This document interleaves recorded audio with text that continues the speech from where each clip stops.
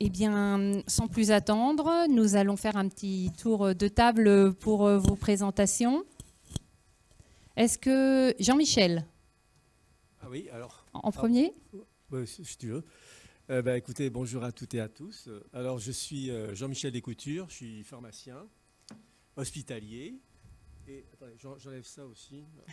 Je suis pharmacien hospitalier et je suis au RESA, Réseau des acheteurs hospitaliers, qui est une centrale d'achat qui regroupe dans le domaine du dispositif médical énormément d'établissements en France. Et je suis coordonnateur donc, dans le cadre de cette centrale d'achat. Merci. Fabien Rouet. Vers le haut. Bonjour à tous, Fabien Rouet. Donc moi je fais partie de l'entreprise Biomérieux, qui est une société française mais qui vend à l'international des produits de diagnostic in vitro uniquement. Et je suis en charge de la partie diffusion des master data produits. Donc on parlait d'un petit peu de master data ce matin, donc on va y en toucher 2 mots cet après-midi. Merci beaucoup. Et Stéphane Titeux. Donc Stéphane Titeux, moi société Labelliance, donc on est fabricant-distributeur de tout ce qui est consommable autour du laboratoire, donc que ce soit des DM, des DIV et autres laboratoires. Merci à vous trois. Eh bien, sans plus attendre, on va rentrer donc dans le vif du sujet avec une première question. Et la première question, c'est pour quelles raisons la gouvernance des données est un élément primordial de vos organisations? Et donc, si Fabien peut commencer sur cette question. Oui, donc effectivement, on a déjà compris que donc on va descendre à une maille plus en profondeur. On a parlé du GTIN beaucoup ce matin, et là on va commencer à décrire la fiche produit, et on a tout un tas de demandeurs de fiches produits, que ce soit en interne mais aussi en externe. Il va y avoir les mises en conformité UDI, l'américaine est déjà en place, la Corée du Sud, la Chine, l'Europe arrive, et on surveille, enfin en tout cas on suit environ 20 UDI dans le monde, comme ça, donc on sait que ça va augmenter. Et donc la décision, alors ça n'est qu'un exemple, mais Biomérieux, à l'époque, a décidé d'intégrer la gestion des master data au sein de chacun des départements d'entreprise. C'est-à-dire qu'on a identifié toutes les données à fournir, et on est allé voir chacun des experts de la donnée de façon à les responsabiliser sur ces données-là. Donc le marketing, l'équipe étiquetage, la supply chain, les affaires réglementaires. Et donc on identifie, pour piloter cette gouvernance de données, chacun des responsables de chacun des départements est en charge de définir cette donnée-là, de définir quelles sont les valeurs possibles, les règles qui s'y appliquent. Donc ça, il y a cette partie gestion de la donnée, et ensuite, au niveau opérationnel, on va avoir des équipes qui vont appliquer ces règles. C'est-à-dire que j'ai un produit qui est créé dans l'entreprise, est-ce qu'il est à usage unique, oui ou non? C'est une personne qui est dédiée, experte sur le site de production, qui va répondre à cette question-là. Et donc pour tout ça, on a dû mettre en place un outil de gestion de la master data, du coup dans lequel qui s'intègre complètement dans la gouvernance de données, et qui permet donc de stocker, de consolider ces données-là pour ensuite les mettre à disposition à l'extérieur de Biomérieux, mais aussi en interne pour les différents systèmes. Donc un dernier point là-dessus, non seulement il faut gérer les données, mais il faut aussi les revoir pour s'assurer que la qualité est au bon niveau, et aussi les collecter. Parce que quelquefois, les données, elles sont dans des fichiers Excel, dans des fichiers CSV, dans un outil à droite, un outil à gauche. Et donc là, c'est un travail assez long. Donc tu posais la question tout à l'heure du temps qu'il fallait pour se mettre en conformité UDI. Ne serait-ce qu'au niveau de la master data, c'est plusieurs années aussi pour changer les mentalités et le fonctionnement de une entreprise. Merci beaucoup. Si on passe à Stéphane. Alors Fabien l'a très bien expliqué, effectivement, il y a plein de données dans l'entreprise. Alors nous, effectivement, en tant que distributeur, alors je vais rebondir un peu ce qui a été dit ce matin, notamment par 3M, on a les distributeurs, on a les clients, et nous, la donnée, l'objectif, c'est vraiment d'harmoniser au maximum pour que, entre les données qu'on va recevoir de nos fabricants, de nos sous-traitants, il faut les valider au fur et à mesure, hein, que ça passe sur les différents intervenants, et ça Fabien l'a bien dit, le marketing, les achats, la logistique, et puis après surtout, c'est surtout là que c'est le plus important, hein, on l'a dit aussi ce matin, et c'est l'origine des règlements, c'est de transmettre les bonnes informations, la bonne dimension. Alors si on prend les aiguilles, ça va être la bonne taille de l'aiguille, le bon volume du tube au client. Donc c'est vrai que nous, structurer les données, récupérer des données, c'est facile. S'assurer qu'on les manage du début jusqu'à la fin sans erreur, etc., c'est vraiment la grosse difficulté. Donc la gouvernance des données chez nous, effectivement, alors on est une petite entreprise, on n'a pas, comme Biomérieux, un master data. Par contre, l'ensemble de nos processus, l'ensemble de nos services sont concernés effectivement par les données. On va avoir les données réglementaires, on va avoir les données marketing, on va avoir les données logistiques, tout ça ayant une seule finalité, finalement, pouvoir répondre finalement ce que vous aviez dit tout à l'heure. Il y a une pharmacienne qui a dit donnez-nous les produits. Voilà, notre objectif à nous, effectivement, c'est d'avoir les datas pour pouvoir fournir les bonnes données et les bons produits aux utilisateurs. Et être en capacité de mettre à jour aussi les données. Oui. Mais ça, on revient aussi dessus. Ça, c'est la gouvernance. Jean-Michel, des coutures, la gouvernance des données, donc au niveau du RESA. Alors au niveau, écoutez, nous, le RESA, enfin, les centrales d'achat, c'est l'avant-dernière étape avant l'établissement de santé, l'établissement de soins et avec la gestion interne de l'établissement. Donc nous, déjà depuis très longtemps, le RESA a un fondamental tout de suite, c'est de dire que c'est le fournisseur qui est responsable de la qualité de la donnée. Déjà, c'est un point important. Le fournisseur, c'est lui qui va gérer son information, cette information, et qui sera transmise donc dans les différentes chaînes de distribution jusqu'aux patients. Ça, c'est le premier point. Le deuxième point, au niveau du RESA, eh bien, écoutez, nous, on dit que pour avoir une gouvernance de la donnée la plus optimale possible, il faut un identifiant unique. Il ne faut pas avoir 36 identifiants. L'identifiant unique, c'est la base d'avoir une donnée produit de qualité.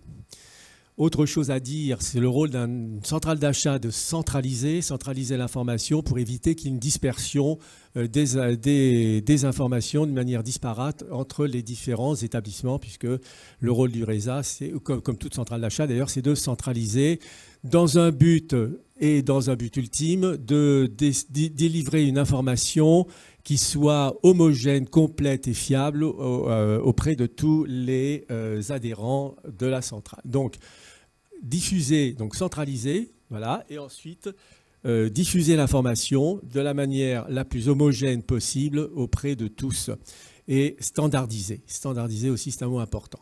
Donc c'est ça, la qualité de l'information, c'est éviter des déperditions sur cet aspect-là. Et pour nous, c'est important d'avoir, on en reparlera aussi, de travailler ensemble, mais c'était les fondamentaux de la construction de ce que nous allons parler sur les outils ensuite. Donc si je résume, on est tous d'accord, la gouvernance de la donnée, c'est important. Donc ça, c'est déjà un bon point de départ. Et donc, si on rentre un petit peu dans le détail du sujet, si on parle outils, si on parle de ce que vous avez mis en place au niveau de vos organisations, et si on commence avec Fabien, donc qu'est-ce qui a été mis en place au niveau de Biomérieux ? Alors effectivement, du fait que nous avons décidé de répondre d'une certaine façon, d'une même façon aux bases de données réglementaires, mais aussi à nos clients, en mettant le même niveau de qualité pour tous les destinataires, on a mis en place des outils automatisés d'envoi de données qui passent notamment par la GDSN dont vous avez parlé ce matin. On a affiché le principe qui a été présenté ce matin par Aurélie. Donc ça, on s'est engagé dans ce système-là depuis plusieurs années maintenant, et on alimente un certain nombre de clients comme ça. Donc on a défini la fiche produit avec le groupe de travail GS1 France à l'époque, et qu'on a fait évoluer depuis, de façon à standardiser l'envoi de ces fiches produits, tout en gardant en tête qu'on a aussi fait en sorte que nos outils soient auditables. C'est-à-dire que puisqu'on répond aussi à des bases de données réglementaires, on s'est mis en capacité de pouvoir montrer à tout auditeur ou à tout inspecteur que nos outils sont sous contrôle, que l'on les maîtrise. Et donc on a appliqué aussi cette technologie, cette stratégie à la fiche produit GDSN, ce qui fait que, comme disait Jean-Michel tout à l'heure, on s'assure que la qualité de la donnée est optimale lorsqu'on la met à disposition à l'extérieur de Biomérieux. Tout ça, c'est relativement lourd, ça implique tout un tas de départements, l'IT bien évidemment, mais pas que. Tous les data owners, donc tous les propriétaires de la donnée, pardon, de cette gouvernance de données dont on a parlé, sont acteurs de cette activité-là. Ils savent que la donnée est mise à disposition pour certains clients, mais aussi dans les bases de données réglementaires. Donc c'est vraiment un travail commun de l'ensemble de tout un tas de départements dans l'entreprise. Et vous avez combien d'articles gérés dans votre base ? Alors dans la base, le périmètre UDI, on va être plutôt aux alentours de 1500 à 2000 maximum produits. Donc là je parle simplement du niveau, enfin de tous les niveaux, pardon, de tous les niveaux de packaging. Et ensuite, dans ce référentiel de produits qu'on a géré, il y a aussi des produits qui ne sont pas UDI, qui sont industrie, qui sont... Et là, on est plutôt de l'ordre, on est à plusieurs milliers, le chiffre grandit un peu plus. Et là, vous avez d'autres standards pour répondre à l'identification de ces produits ? Alors, non, enfin, on a appliqué dès le début du projet mise en conformité UDI et gestion dans un référentiel, l'application du GTIN à chacun de nos produits. Donc, c'est-à-dire que dès qu'on crée un produit dans le système aujourd'hui, il a un GTIN. Qu'il devienne UDI ou pas ensuite, c'est une autre histoire. Mais c'est notre clé d'identification en interne chez Biomérieux. Qui est le cœur, et l'UDI reprend le GTIN dans la partie statique. Exactement. Donc, par contre, je rejoins Stéphane, il y a beaucoup de communication à faire en interne, parce qu'effectivement, la référence catalogue, comme disait madame qui travaillait dans un hôpital ce matin, c'est ce qu'il y a de plus parlant. C'est 5 chiffres, tout le monde s'en souvient. 14 chiffres, on n'est pas des machines, quoi. Donc c'est plus... Voilà. Mais en tout cas, la clé technique est bien le GTIN. Très bien. Merci beaucoup. Jean-Michel, quels sont les outils qui sont mis à disposition justement pour partager les informations produits au niveau du RESA ? Alors, au niveau du RESA, donc pour mettre à disposition des adhérents, partager les outils de manière outils standardisés, on a construit le catalogue électronique. Alors, ce qu'on appelait les I4 Santé, catalogue électronique. C'est un travail qu'on a mis déjà sur la table depuis plusieurs années. On a mis autour de la table, c'était d'ailleurs extrêmement intéressant et instructif, les collègues industriels, les hospitaliers, des offreurs de solutions et sous la houlette du RESA. Et puis, dans les premières discussions est arrivée effectivement la discussion de comment standardiser nos données. On a commencé par le dispositif médical. On s'est dit, il y a GS1. GS1 rentre dans le champ de la discussion parce que GS1 la propriété de la donnée étant industrielle, c'est tout à fait ce qui était dans l'axe du RESA. Et donc, GS1 est tout de suite rentré dans la discussion de l'organisation avec nous de la construction de ce catalogue électronique. Donc, je vous fais rapidement l'histoire parce que c'est quand même assez intéressant. Les premières étapes, et ça a été des étapes longues, premières étapes, mais qui ont été très très longues, c'est de savoir quels étaient les attributs que nous allions mettre à l'intérieur du catalogue. Et donc définir avec les différents partenaires les attributs. Donc ça a été des discussions très riches, parfois passionnées, mais passionnantes aussi. Et ce que j'ai apprécié, ça je remercie beaucoup aussi les collègues de GS1, du RESA aussi qui ont organisé ça, c'est que tout le monde a pu échanger d'une manière très transparente. Et sans animosité. Je pense que ça aussi c'est important, que chacun puisse écouter ce que dit l'autre et de voir quels étaient les attributs qu'il fallait mettre, ce qu'on pouvait mettre de côté. J'ai souvenir de discussions fortes sur certains attributs qui vont peut-être revenir sur le tapis d'ailleurs prochainement, parce que je rappelle qu'un réseau d'acheteurs, c'est un acheteur, donc quelque part il y a une notion de prix, et donc vous pouvez voir un peu tout de suite voilà, ce qui peut rentrer comme attribut obligatoire, pas obligatoire, etc., etc.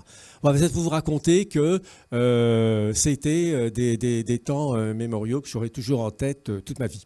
Donc, la construction de ce catalogue électronique, je ne sais pas si... Peut-être nous expliquer en fait comment ça marche. Alors, On part d'un fabricant qui Oui. a un dispositif Oui. qu'il a envie Oui, de mettre à disposition d'un hôpital, tout à fait. et le RESA et Tout à la fait. centrale d'achat qui va pouvoir Voilà. mettre en relation Alors, les ouais, deux tout à fait. parties. Eh bien, pour faire bref, la fiche produit, elle est pensée, réfléchie, construite par les fournisseurs sur la base bien sûr de standards qui sont définis. Elle va transiter via le GDSN dont on vous a parlé ce matin, ou pour ceux qui n'ont pas le GDSN, mais qu'on peut engager vivement quand même à adhérer au GDSN, parce que quand on voit le temps passant par cet outil, ce système de synchronisation de données, c'est extrêmement rapide. On peut faire passer des milliers de fiches en un temps record. Donc pour ceux qui ne l'ont pas, c'est pas plus mal d'y aller quand même dessus. Sinon pour le reste, ça sera à la mano, hein, et on passe par un autre système. Les fiches sont transmises ensuite. Alors vous savez, moi je ne suis pas un expert, hein. Moi ce que je veux, c'est le résultat final. En fait, il y a possibilité oui. de pousser de la fiche Excel. C'est ça? Pardon, oui, c'est ça. Du fichier CSV c'est ça. avec les standards par un portail pour pouvoir charger de la donnée dans le catalogue électronique. Exactement, c'est exactement ça. Par un portail, on charge la donnée dans le catalogue électronique, on a dans le catalogue électronique, et puis après on va pouvoir le diffuser auprès des différents établissements. L'avantage du système, c'est qu'il y a un gain de temps pour les établissements, ça c'est fondamental. Ils n'ont pas à ressaisir, hein, ils n'ont pas à ressaisir chacune des fiches, elle est déjà préétablie. Elle sera complétée au niveau du RESA par certains contrats, hein, qui seront à rentrer, à renseigner, hein. Et puis elle sera à disposition des établissements pour être ensuite, et surtout l'intérêt, c'est que donc gain de temps en data management, gain de temps en ressaisie, etc., de différents contrats. Et puis après, la fiche, elle est standard. Donc, elle est que ce soit à l'hôpital A, B ou C, ça sera la même fiche, quoi. Voilà. Oui, et il y a 275 attributs dans la fiche, donc ça fait très très peur, hein. Quand on ouvre le fichier qui est disponible sur le site de GS1 dont Aurélie a parlé ce matin, on ouvre la fiche, on prend peur parce qu'il y a 275 attributs, certains obligatoires, certains dépendants, certains optionnels. Donc il faut pouvoir aller à l'intérieur de cette fiche pour comprendre en effet les règles de gestion, les formats attendus pour pouvoir échanger une donnée qui soit compatible entre deux partenaires. Merci beaucoup. Est-ce que Stéphane, tu peux nous présenter également la manière dont ça fonctionne chez Labelliance? Quels sont les outils qui sont utilisés? Alors, des outils chez Labelliance, pour les data, on en a beaucoup, hein. Le principal pour nous, c'est le RP, hein, effectivement, pour tout ce qui est gestion logistique, commande, flux. Après, je vous l'ai dit ce matin, hein, j'étais pas le seul, il y a le tableau Excel. Ça paraît bête, mais aujourd'hui, alors nous, moi, le RESA, les fiches CSV, les tableaux Excel, je peux vous en parler beaucoup, hein, avec Camille Labonne, qui était anciennement du GS1 et qui est du RESA. On a passé des heures à tester. Je vous engage effectivement à passer sur GDSN. On ne l'a pas fait encore, hein, chez Abelliance, mais bon, après, on y va.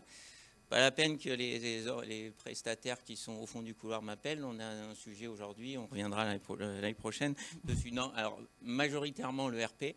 Effectivement, donc nous on change de RP aussi, et dans le nouvel RP l'objectif c'est bien effectivement d'intégrer, alors on ne va pas intégrer les 275 attributs, hein. Moi je l'ai présenté, alors j'avais juste présenté de mémoire, il y en a 30, hein, il y a 30 attributs dans la fiche produit obligatoire, ou 25 ou 27. Une grosse vingtaine d'attributs obligatoires. Donc nous on est distributeur, hein, donc c'est-à-dire qu'il faut aller rechercher ces 25 ou 30 attributs auprès des fabricants. Je ne vous dis pas comment je me suis fait renvoyer paître, hein. Alors, en plus, quand on commence à leur dire, moi je vois que chez 3M, il n'y a pas que moi qui se... Après, voilà. Bon, après, notre direction nous a bien aidés, donc ça n'a pas de souci. Mais voilà. Et l'idée étant, bien entendu, aussi, il y a la fiche produit, il y a les exigences clients, et il y a toutes les autres. Alors, Jean-Michel parlait effectivement de la fiche RESA. La fiche RESA, l'entrée de base, c'est le GTIN. Le GTIN, ça marche très bien demain pour les DM, aujourd'hui pour les DM, demain pour les DIV. Ça marche beaucoup moins bien, même si on a demandé à GS1 de pouvoir en créer pour des fabricants qui sont en dehors, pour tout ce qui n'est pas DM et DIV, mais qui, effectivement, que ce soit le RESA ou d'autres fournisseurs, nous demandent le même code. Moi, en tant que client, j'avoue que quand je demande à un fabricant, je n'ai pas envie qu'il me donne un code quand c'est un DM, un code unique d'entrée quand c'est un DIV et encore un autre quand c'est un laboratoire de biologie. Voilà. Donc c'est vrai que c'est un sujet très très compliqué, hein, les datas. On a le RP, on a le PIM, on a le tableau Excel, on a la communication. Alors demain via la GDSN, aujourd'hui via le CSV, aujourd'hui via Diag Direct. On travaille beaucoup avec les laboratoires de biologie, donc c'est Diag Direct. Quand on travaille avec des grands groupes privés, je sais qu'il y en a dans la salle aussi, c'est leur propre tableau. On parlait tout à l'heure de Coupa. Coupa, ça parle à certains fournisseurs qui livrent à des grands groupes. C'est leurs propres données.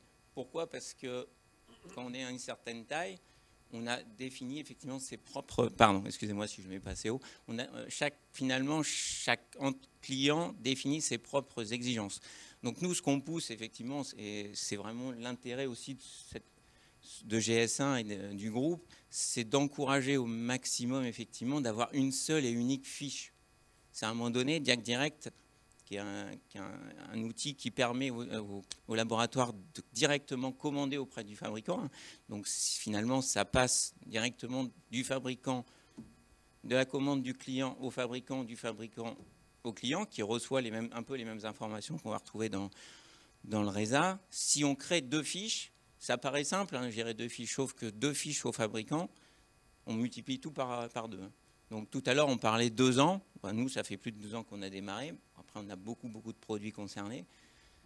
Tout dupliquer, c'est juste énorme. Donc c'est vrai qu'on va y revenir peut-être juste après. Oui, on va y revenir. La fiche produit, pour nous, l'intérêt GS1, avoir une harmonisation, c'est vrai que pour tous les acteurs, que ce soit de la santé, mais voilà, l'objectif, c'est presque d'étendre cette fiche sur tout un secteur et pas se limiter effectivement à ce qui est réglementaire et pas réglementaire. Ben alors voilà, c'est la transition parfaite parce qu'on voit que vous avez des approches différentes sur la gouvernance de vos données, des outils qui peuvent être différents.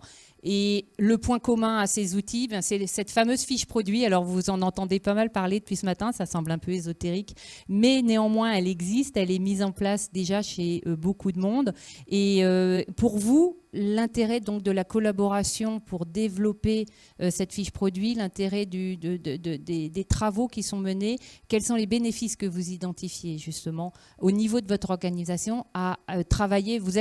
On a fait appel pour cet après-midi, en effet, à des acteurs qui ont été très, très collaboratifs dans le groupe de travail de GS1. Donc, vous, quel bénéfice en retirez-vous, en fait, de cette collaboration? Alors, cette collaboration, déjà, en interne, tout simplement, hein, en interne, chez Labelliance, ça a permis d'être un outil de communication interne. C'est-à-dire qu'on est parti se dire, voilà, il y a des exigences réglementaires, il y a des exigences clients, c'est important, il y a des exigences achats, il y a le marketing, et le fait d'avoir un outil au moins, même si effectivement 275 attributs, ça fait peur, mais au moins en interne se dire, voilà, le code unique, alors dans le RP, chez nous, ça s'appelle le code article, mais demain, ça sera le GTIN, que l'ensemble des services parlent de la même chose, avec les mêmes intitulés, c'est que tu as un libellé, il fait tant de caractères et on ne commence pas à le changer quand on est dans la logistique, etc. etc. Donc ça, déjà, rien qu'en interne, le fait d'avoir effectivement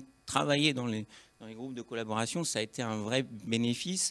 Et anticiper finalement ce qu'on va avoir besoin au niveau des clients pour se dire, voilà, quand on change de système d'informatique, quand on a des 10 ou 13 000 références en stock, anticiper à dire comment je vais pouvoir les vendre demain, comment je vais pouvoir modifier ma logistique, etc. Donc c'est vrai que rien qu'en interne, c'est énorme. Ensuite, il y a tout l'aspect communication auprès des fabricants. Nous, tous les fabricants qui effectivement sont basculés sur GDSN, c'est un bonheur absolu. C'est-à-dire qu'effectivement, on reçoit les mêmes informations, on sait que c'est dans le bon format, et donc on a moins de risques, nous, d'erreurs, puisque finalement ça arrive au bon format, on n'a pas à les modifier pour pouvoir le transférer derrière et l'envoyer notamment au RESA ou à d'autres structures. Donc moins il y a d'intervention à notre niveau, moins il y a de risques d'erreur de data, sans parler le coût économique bien sûr, parce que moins on touche aux data, moins on prend de temps et donc moins ça coûte cher. Ça, c'est tout à fait lié. Et une chose qu'on peut renoter, c'est que dans ces travaux de collaboration, il y a aussi les offreurs de solutions qui sont très partie prenante, qui sont là avec nous aujourd'hui aussi parce c'est eux qui vont récupérer tous ces formats de données, toute cette donnée pour pouvoir la mettre à disposition des différents acteurs de la communauté. C'est clair. Si on continue sur les bénéfices pour Fabien. Oui, effectivement, ce travail de travail en commun a été, comme disait Jean-Michel, très intense, hein, très passionné, effectivement. On n'a pas toujours été d'accord. On a pu l'exprimer et puis trouver un compromis. Donc ça, je pense que c'est vraiment un vrai succès. Il y a encore des problématiques, hein, effectivement, et ce qui fait que c'est la raison pour laquelle la plupart, je pense, des fabricants qui utilisent la fiche produit ont un nombre limité. En tout cas, ils ne sont pas à 200, je ne mets plus le chiffre en je vous ai peut-être fait peur avec les 275 attributs, mais vous avez à l'intérieur de ces attributs, par exemple, les codes qui vont vous servir à pouvoir répondre à des appels d'offres de l'OTAN. Donc, voilà. Ce n'est pas forcément au quotidien, mais on est allé intégrer des informations qui peuvent être demandées par certains acteurs, par certaines centrales, pour être sûr de pouvoir répondre à tous les besoins du marché, voilà. Y compris, bien évidemment, toutes les informations qui sont arrivées avec la nouvelle réglementation et EUDAMED. C'est ça. Donc, du coup, on a un cœur de champs ou d'attributs qui est à renseigner, et ce qui est évidemment logique. S'il y a un retour d'expérience à donner, c'est de partir avec ce cœur-là, au moins, de voir comment il est possible de le mettre en place dans vos organisations et d'agrandir au fur et à mesure.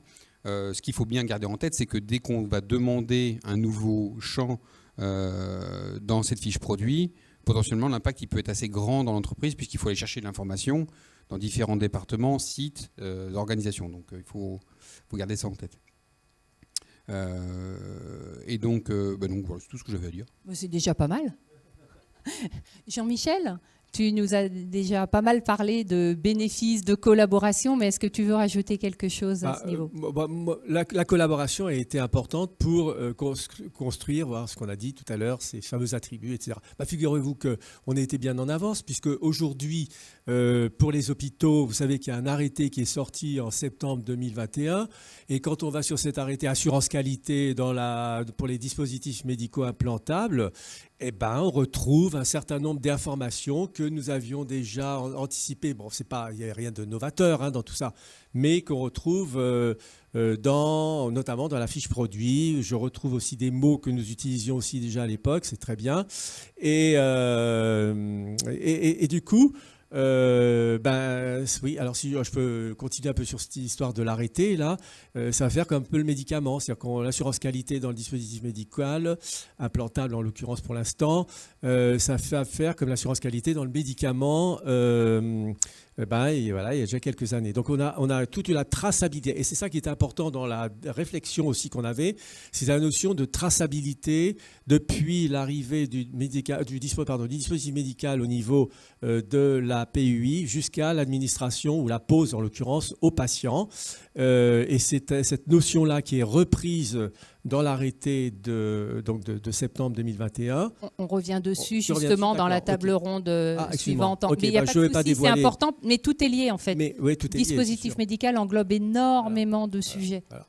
Alors juste pour dire un mot sur la fiche produit que l'on a au niveau du RESA, donc il y a en gros à peu près 130 000 fiches qui sont déposées. Comme on l'a dit plusieurs fois via le GDSN, c'est hyper rapide à faire, mais voilà, il faut que ça continue à être déposé. Et alors, dernier point à dire aussi, ou un autre point en tout cas, c'est que dans les contrats qu'on passe avec nos industriels, et dans ce qu'on appelle les questionnaires qu'on envoie aux collègues industriels lorsque l'on lance les procédures, on met une rubrique, un petit rubrique sur ce catalogue ICAT Santé. Est-ce que vous adhérez? Est-ce que vous y allez Est-ce que vous allez rentrer vos fiches? Alors pour certains, c'est des fois, malheureusement, par connaissance de cause, j'en parle. Pour certains, ils ne connaissent pas du tout, donc je vous le dis. Ils ne savent pas ce que c'est. Bon, ça c'est OK, c'est l'information. Donc moi, je fais remonter.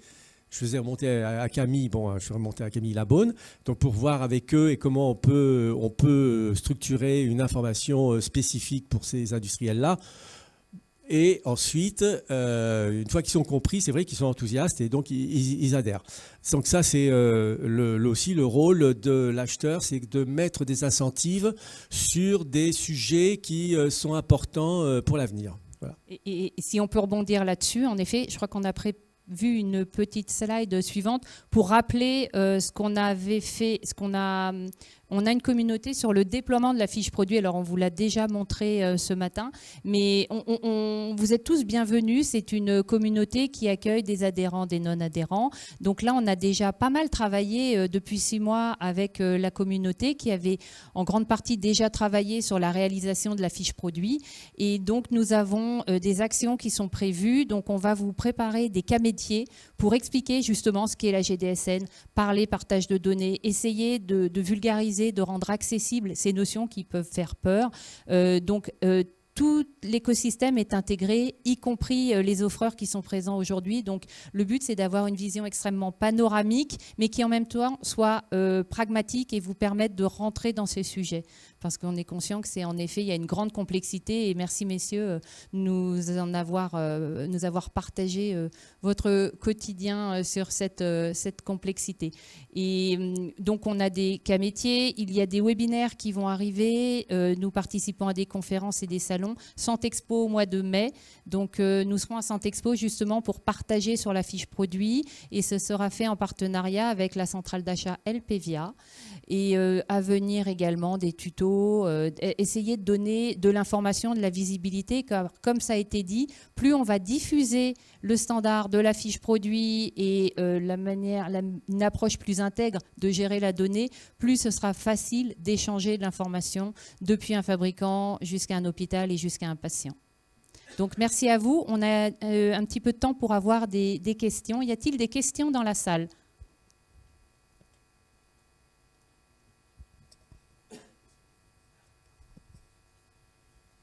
Oui, bonjour. Moi, vous avez parlé, au RESA, il y a, je crois, plus de 150 000 fiches, si j'ai bien compris. Je voulais savoir par rapport à la qualité des fiches. Est-ce que vous avez une idée sur la qualité des fiches? Est-ce qu'il y a un nombre d'incidents? Est-ce que vous voyez une progression sur la qualité de ces fiches au cours du temps? Alors déjà, les fiches les plus... encore une fois, je reviens sur la GDSN. La GDSN permet de faire un dépôt de fiches extrêmement important, rapide. Donc, vous comprenez bien que les entreprises de grande taille mondialement, qui déposent rapidement un nombre de fiches qui sont déjà validées dans d'autres pays. Donc, aujourd'hui, c'est ça que l'on a traduit en français, enfin, adapté au marché. Alors, la question, c'est est-ce qu'il y a une augmentation du nombre de dépôts de fiches? Je dirais oui. Il y a une augmentation du nombre de dépôts, justement par ce qu'on vient de dire, c'est-à-dire les informations qui diffusent, etc. Et je pense qu'il y a une information aussi qui est à dire, c'est qu'avec le règlement européen, ça force un peu les industriels à revoir aussi et repenser un peu les contrats qui vont passer avec le RESA. Donc, quelque part, s'il y a des incentives ou des moyens indirects d'introduire ce genre de notions de rentrer dans les cas de santé, c'est aussi un moyen pour eux d'aller sur la fiche. Voilà. Donc, c'est des éléments, ça se monte progressivement en charge. Il y a énormément, vous savez plus que moi, les dispositifs médicaux, c'est extrêmement diversifié et que du coup, le nombre de fiches est extrêmement important. Mais en nombre d'industriels, eh bien, il y a une progression régulière du nombre d'industriels qui vient dessus. Voilà. Et au niveau de la qualité, justement, au niveau de la communauté de déploiement, nous travaillons sur un outil de pilotage pour gérer justement de l'information au niveau du quantitatif, bien sûr, sur la montée en charge du nombre de fiches qui peuvent être gérées, mais également le but c'est d'aller vers du qualitatif. Mais le problème du qualitatif, c'est que le RESA peut avoir une approche sur le qualitatif qui n'est pas forcément la même approche qu'il pourrait y avoir dans une autre organisation. Mais ce qui est très intéressant, c'est qu'en effet, le RESA a déjà mis en place des outils de pilotage sur le qualitatif et ça sera intéressant de voir si toutes les actions qui sont développées permettent une amélioration des performances sur ces indicateurs qualitatifs. Y a-t-il d'autres questions? Bonjour, y a-t-il un web service pour accéder à ces fiches mis à disposition des établissements hospitaliers?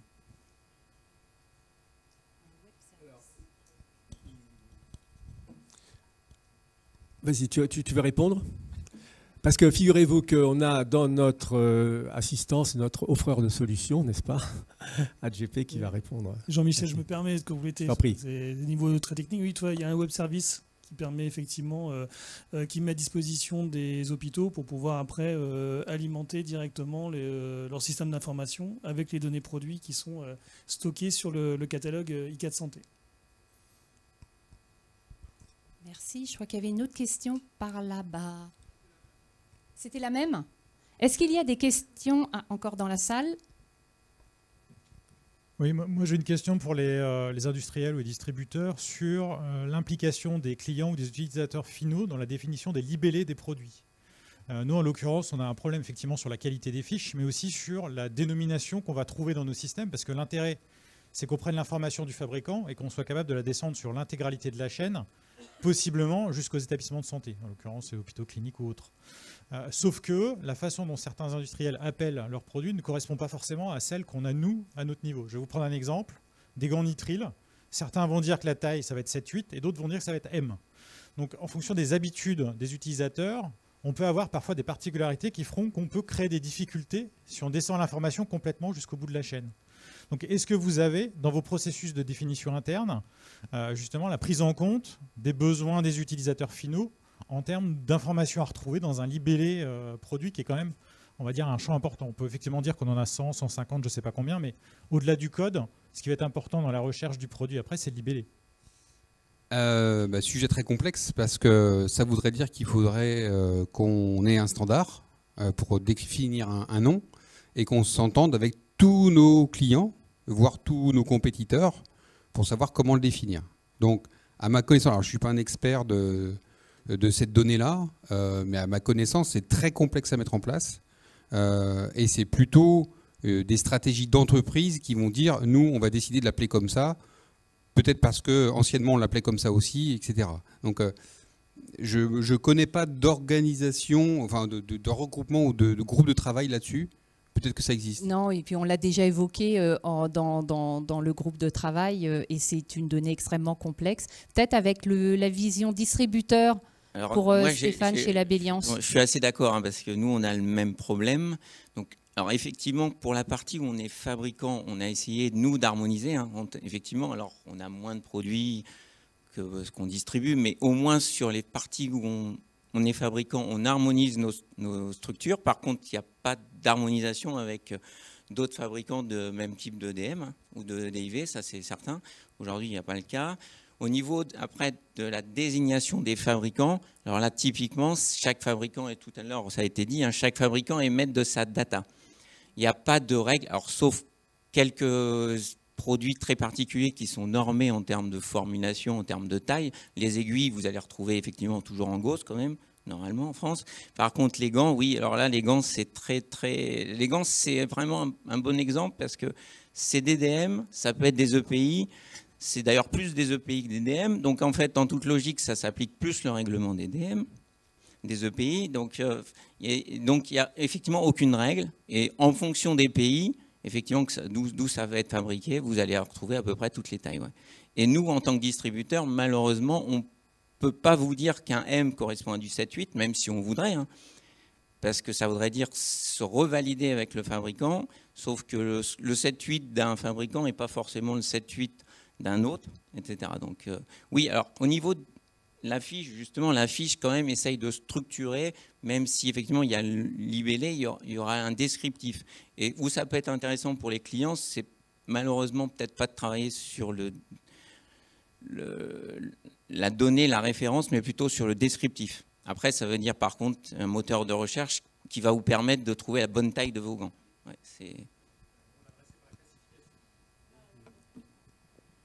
Mais oui, la classification risque d'être limitée.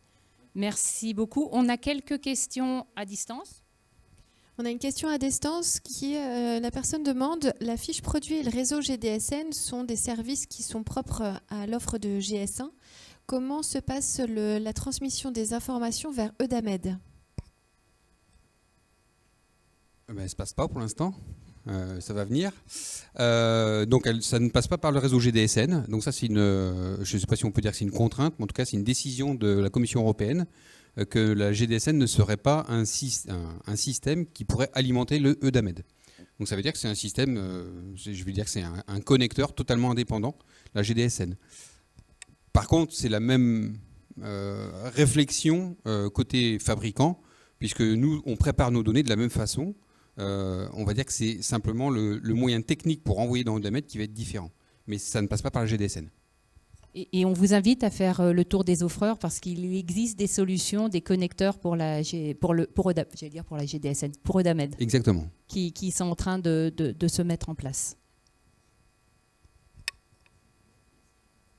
C'était la seule question. Est-ce qu'il y a d'autres questions dans la salle ? Non, c'est bon. Écoutez, merci beaucoup pour avoir partagé votre quotidien sur le Master Data. Donc, c'est un vrai sujet qui doit être adressé. Merci.